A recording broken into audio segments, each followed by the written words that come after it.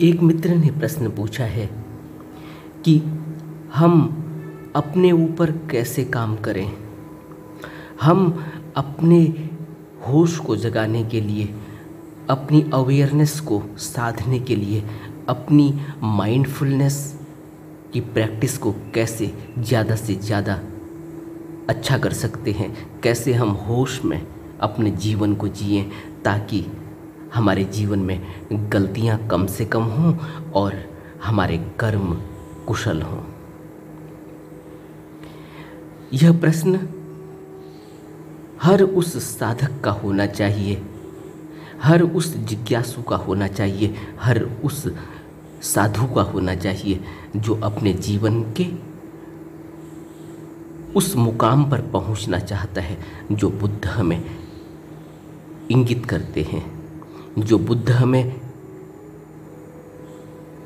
बता रहे हैं, जो बुद्ध हमें एक लक्ष्य सामने रखकर हमसे कहते हैं कि उठो और आगे की तरफ बढ़ो। तुमने उस लक्ष्य को पाना है, तुमने उस लक्ष्य को जीतना है इस मनुष्य देह के रहते रहते। इसलिए इस प्रश्न को समझने से पहले, इस पर गहरे में विचार करने से पहले हमें अपने अब तक के जिए जा रहे जीवन पर जरूर विचार करना चाहिए, नहीं तो फिर हमारा जीवन बदलेगा नहीं। अगर हम दूसरे की जिंदगी से प्रभावित हैं, अगर हम दूसरे की गलतियों को देखकर उसको ठीक करने की कोशिश कर रहे हैं कि वह ठीक हो जाए और हमारा अपनी तरफ कोई ध्यान नहीं, अपने को ठीक करने का अगर हमारा कोई भी मकसद नहीं और हमें यह लगता है कि हम ठीक ही हैं, तो फिर हमारा जीवन नहीं बदल सकता। इसके अलावा हमें अपने कर्मों को करते समय अपने स्वार्थों को अच्छी तरह से देख लेना चाहिए कि मेरे अंदर स्वार्थ की भावना कितनी है। इसके अलावा हमें अपनी घृणा को भी अच्छी तरह से देखना चाहिए।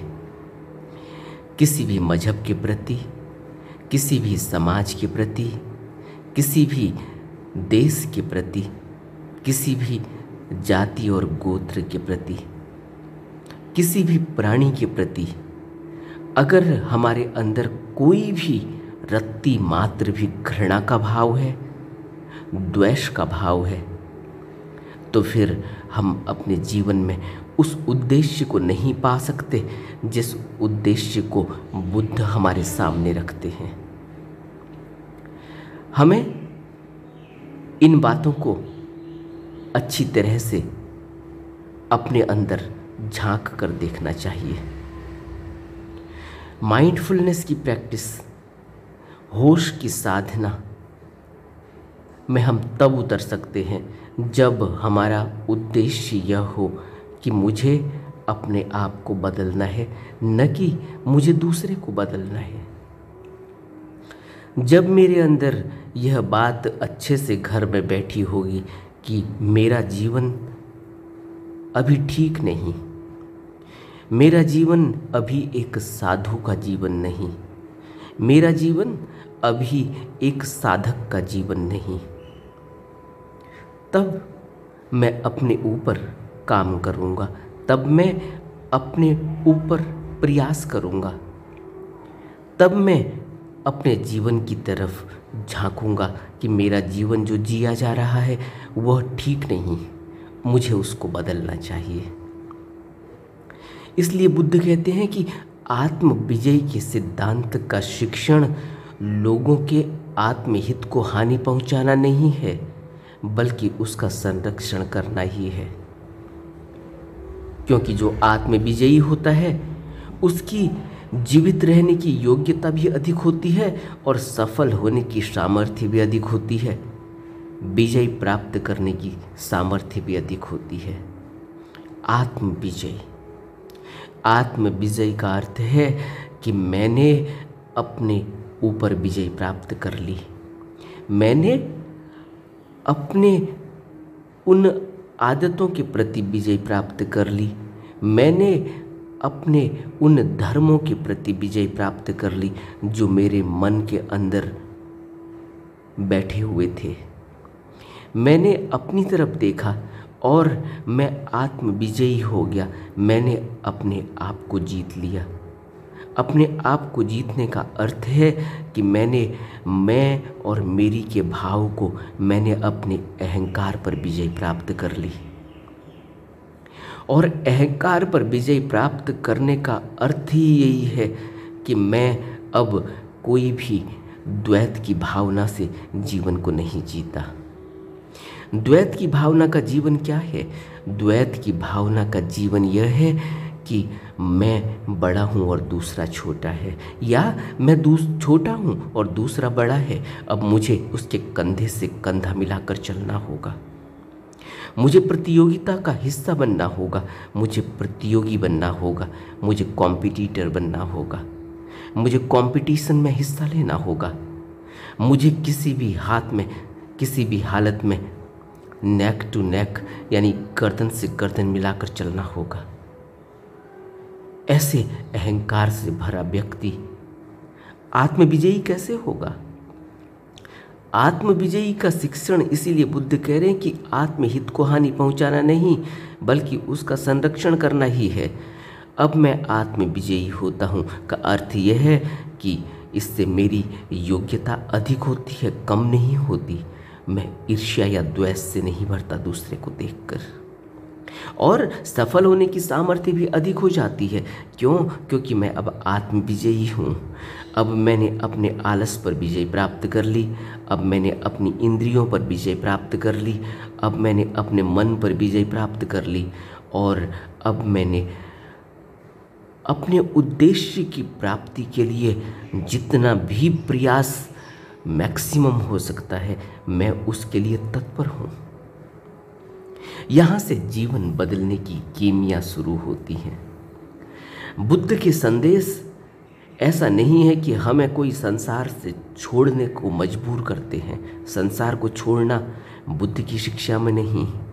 बुद्ध की शिक्षा हमें संसार में रहते हुए कमलवत जीवन कैसे जिया जा सकता है, संसार में रहते हुए किस तरह से सुख और दुख से ऊपर उठा जा सकता है, संसार में रहते हुए प्राणी मात्र की रक्षा के लिए करुणा और दया के भाव से कैसा जीवन जिया जा सकता है, यह बुद्ध हमें अपनी शिक्षाओं में बताते हैं। बुद्ध की शिक्षाओं को समझने से पहले अपने ऊपर काम करना बहुत ज़रूरी है।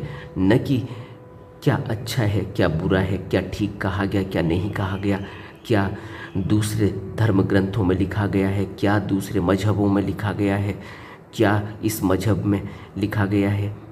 मजहब का सवाल ही नहीं, किसी और दूसरे धर्म का सवाल ही नहीं। धर्म सिर्फ एक है, सत्य सिर्फ एक है। हमारी सोचने समझने की क्षमता अलग अलग है, हमारी सोच अलग है।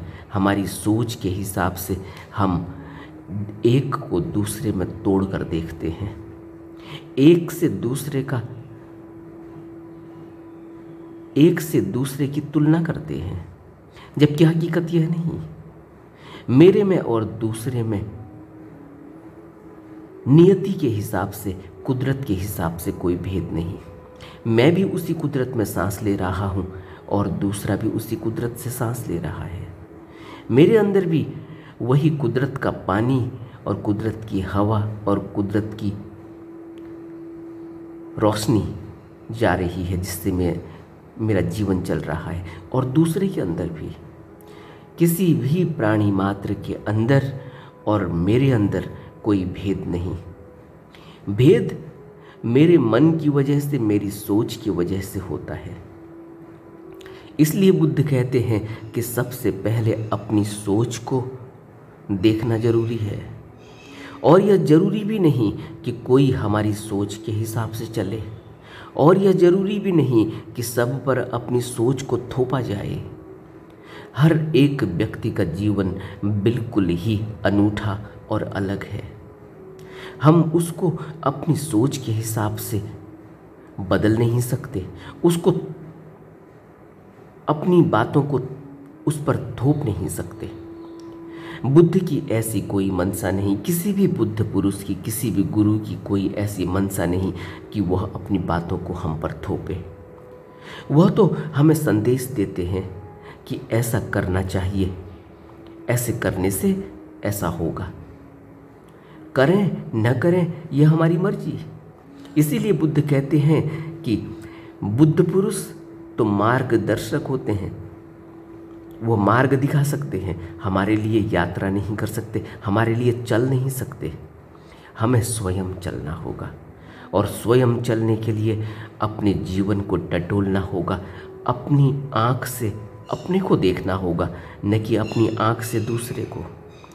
लेकिन मनुष्य की व्यथा यह है, मनुष्य का दुख यह है कि वह अपनी आँख से बाहर संसार को देखता है और संसार में उलझ जाता है।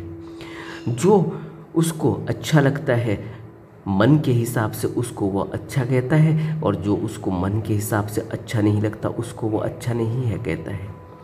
जबकि हकीकत यह है कि वह अविद्या के कारण न तो अच्छे को अच्छा देख पाता और न बुरे को बुरा देख पाता। अच्छे और बुरे को देखने की क्षमता उसके अंदर तब जगेगी जब उसकी प्रज्ञा का जन्म होगा, जब उसके अंदर विवेक की जागृति होगी। तब उसे पता चलेगा कि क्या उसका अच्छा है और क्या उसका बुरा। अभी तो वह जिसको वह अपना अच्छा कहता है, बाद में मालूम पड़ता है कि वही बुरा था और उसी वजह से वह फंस गया, उसी वजह से उसको संसार में दुख और पीड़ा झेलनी पड़ रही है।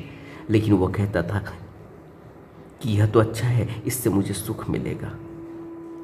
लेकिन उसकी अविद्या, उसकी अज्ञानता और उसका अंधकार इतना ज़्यादा है कि क्या अच्छा है और क्या बुरा उसको पता ही नहीं। क्यों? क्योंकि उसने कभी अपनी तरफ देखा नहीं। वह तो संसार की तरफ देख रहा है और मन के जरिए देख रहा है, इंद्रियों के जरिए देख रहा है। इंद्रियां बाहर देखती हैं और जहाँ भी इंद्रियों को रस आता है वह इंद्री उसी रस को पाने के लिए लालायित होने लगती है। उसके परिणाम उसको पता नहीं होता, क्योंकि उसके अंदर विवेक और प्रज्ञा अभी खुली नहीं। अभी वह उस पार तक नहीं देख सकता जिस पार तक उसको परिणाम दिखाई देते हैं, क्योंकि परिणाम तो बाद में आते हैं, पहले कर्म होता है और कर्म से पहले कारण का जन्म होता है, जिसको बुद्ध ने प्रतीत्य समुत्पाद के सिद्धांत में हमको समझाने की कोशिश की है।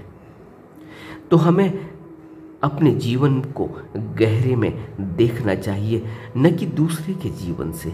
दूसरे के जीवन से, बुद्ध पुरुषों के जीवन से तो हम प्रेरणा ले सकते हैं, लेकिन संसार में किसी और व्यक्ति, वस्तु और प्राणी से प्रेरणा लेकर हम अपने जीवन को बदलना चाहें तो यह बहुत मुश्किल का काम है, क्योंकि हमें एक साधारण मनुष्य और साधारण प्राणी से ली गई प्रेरणा का अभी कोई पता नहीं कि वह प्रेरणा हम सही ले रहे हैं या नहीं, क्योंकि अभी हमारी वो आँख नहीं खुली जिसमें हमें सम्यक रूप से दिखाई दे, सम्यक रूप से हम समझ सकें, सम्यक संकल्प हमारे अंदर पैदा हो, सम्यक दृष्टि हमारी खुली हुई हो।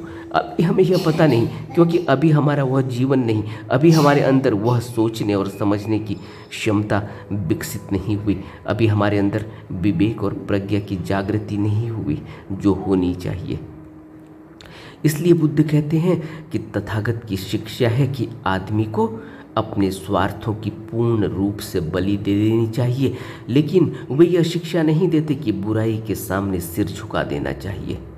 भले ही वो बुराई आदमियों से उत्पन्न हुई हो, भले ही देवताओं से उत्पन्न हुई हो और भले ही वो प्रकृति जन्य ही हो, संघर्ष तो होना ही चाहिए, क्योंकि जीवन किसी न किसी तरह का संघर्ष ही है। लेकिन जो संघर्ष करने वाला है उसको इस बात का ध्यान रखना चाहिए कि कहीं उसका संघर्ष धर्म के विरुद्ध, उसके अपने स्वार्थ के लिए ही तो नहीं है, क्योंकि जब संघर्ष आत्मार्थ के लिए होता है,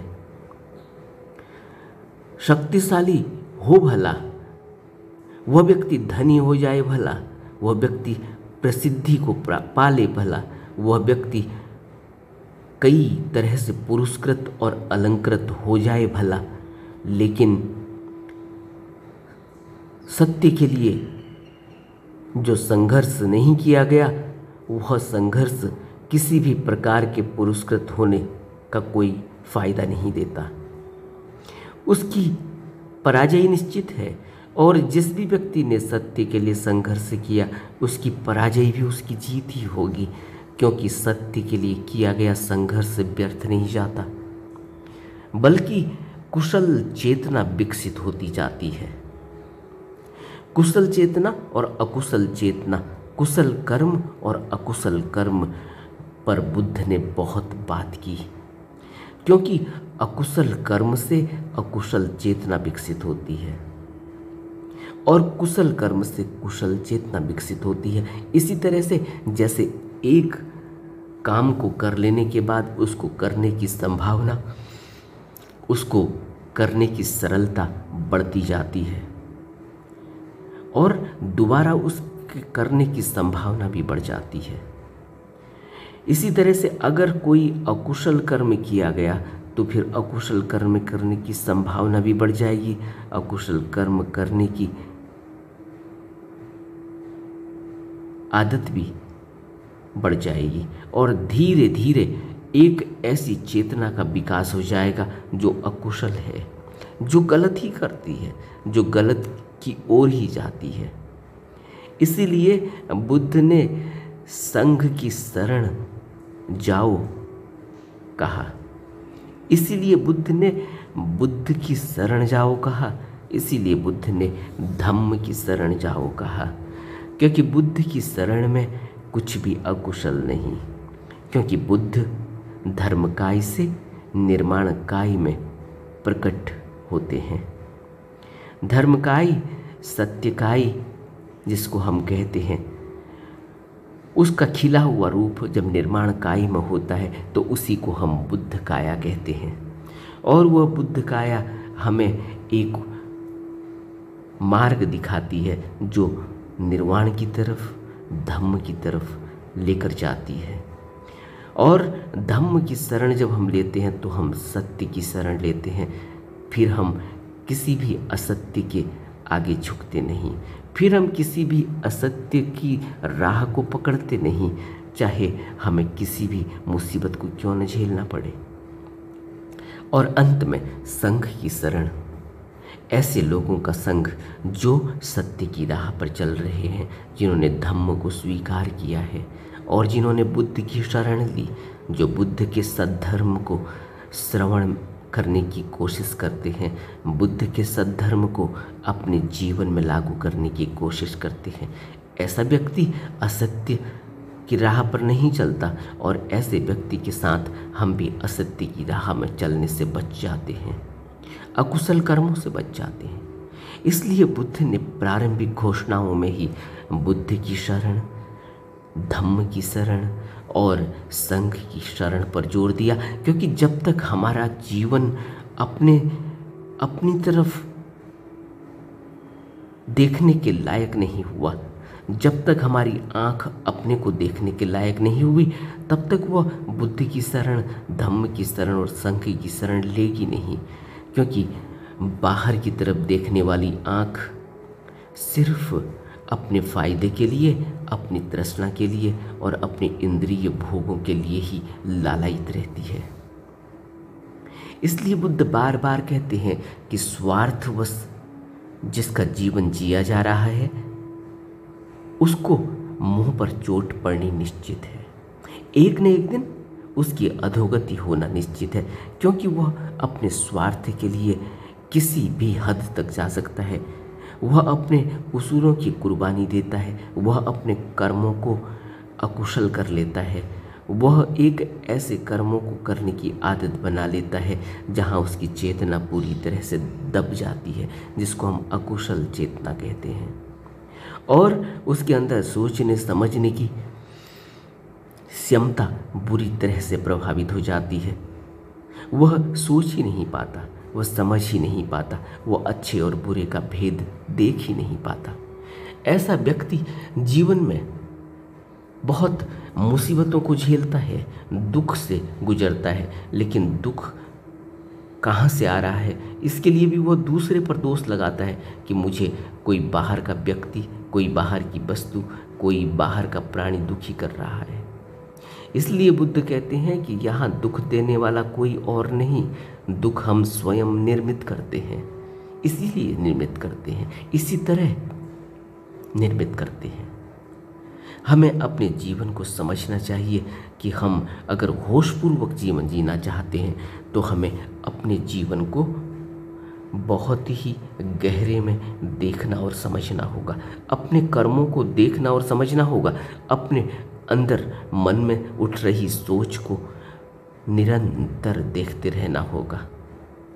अच्छी सोच से अच्छा कर्म होगा, कुशल कर्म होगा, और बुरी सोच से बुरा कर्म, अकुशल कर्म होगा। और हर कर्म हमें एक ऐसे मुकाम पर ले जा रहा है जो हमें अधोगति में भी ले जा सकता है और जो हमें परम गति में भी ले जा सकता है। सब कुछ हमारे ऊपर है। और बुद्ध की शिक्षाओं में होश की साधना बुद्ध ने व्यायाम के जरिए हमें बताने की कोशिश की, और व्यायाम में बुद्ध ने हमें विपश्यना ध्यान और आनापान स्मृति के बारे में समझाया। विपश्यना ध्यान और आनापान स्मृति अपनी तरफ देखने की साधना है, जिसमें हम अपनी सांसों से शुरुआत करते हैं।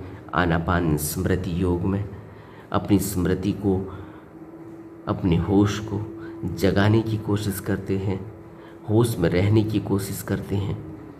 अपनी सांसों को, हर सांस को, आ रही और जा रही सांस को ऑब्जर्व करते हैं, ऑब्जर्वेशन में लाते हैं, उसको देखते रहते हैं, अपनी तरफ से कुछ नहीं करते। सांस आ रही है, मैंने देखी कि सांस आई, सांस जा रही है, मैंने देखा कि सांस गई।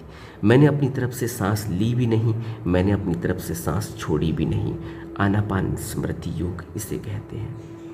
इसी तरह से विपश्यना में हम अपने शरीर को देखते हैं, शरीर के प्रत्येक अंग को देखते हैं, शरीर के प्रत्येक अंग में उठ रही संवेदनाओं को, वेदनाओं को देखते हैं, अपनी तरफ से कुछ नहीं करते। इसी तरह से हम चित्तानुपश्ययी में अपने चित्त को देखने की कोशिश करते हैं कि चित्त में किस तरह से विचार उठ रहे हैं, कौन से भाव उठ रहे हैं, और यह भाव और विचार किस तरह से घूम रहे हैं और कहाँ तक हमें लेकर जा रहे हैं, कौन सी वेदनाएं उठ रही हैं चित्त में। इन सब को हम चित्तानुपश्ययी में देखते हैं। और धम्मानुपश्ययी में हम धम्म को देखते हैं, अपने अंदर मन के धर्मों को देखते हैं। मन के अंदर लगे हुए धर्म का अर्थ है जो हमारा स्वभाव बन चुका है, जो हमारा गुण बन चुका है, जो हमारी आदतें बन चुकी हैं, वो सब हमारे धर्म हैं। लेकिन यह धर्म शाश्वत सत्य वाला धर्म नहीं। शाश्वत सत्य वाले धर्म तक पहुंचने के लिए अपने अंदर हमें अपने जीवन को, अपने मन को, चित्त को, शरीर को पूरी तरह से स्वस्थ और साफ करना होता है, जो हम विपश्यना ध्यान के माध्यम से करते हैं, जो हमें बुद्ध ने अपनी शिक्षाओं में समझाया, बताया और हमें जीवन जीने का तरीका दिया है। और जैसे जैसे हम अपने इस विपश्यना और आनापान स्मृति के जरिए अपने होश को साधते रहेंगे, हम होश की साधना में उतर जाएंगे और धीरे धीरे हमारा होश बढ़ने लगेगा। और जैसे जैसे हमारा होश बढ़ने लगेगा वैसे वैसे हमारे अकुशल कर्म कम होने लगेंगे। जैसे जैसे हमारा होश बढ़ने लगेगा हमसे सिर्फ कुशल कर्म होंगे, और जैसे जैसे हमारा होश बढ़ने लगेगा वैसे वैसे हम अपने स्वार्थ के लिए ही कर्म नहीं करेंगे, बल्कि स्वार्थ के अलावा लोक हित में, जन कल्याण के लिए और प्राणी मात्र के लिए करुणा और दया से कर्म करेंगे, जो कभी भी स्वार्थवश नहीं होते। हमें अपने जीवन में बुद्ध की शिक्षाओं को अमल और निरंतर प्रयास करते हुए लागू करने की कोशिश करनी चाहिए, और यह काम हमें ही करना है। इसके लिए हमें कोई और मदद नहीं कर सकता। बुद्ध उपदेशों के जरिए हमें समझा सकते हैं, बुद्ध हमें आसान से आसान तरीके से समझा सकते हैं, लेकिन यह काम करना हम ही को होगा। हमारे लिए कोई भी गुरु, कोई भी बुद्ध पुरुष यह काम नहीं कर सकते। हमें अपनी मुक्ति स्वयं लेनी होगी, हमें अपनी मुक्ति पथ पर स्वयं चलना होगा। हमें इस भवलोक से मुक्त होने के लिए स्वयं ही प्रयास करना होगा। यही बुद्ध की शिक्षा है और यही समस्त गुरुओं की शिक्षा है कि हमें स्वयं खुददार बनना होगा, हमें स्वयं आत्मनिर्भर बनना होगा, हमें स्वयं आत्मविजयी बनना होगा। नमो बुद्धाय।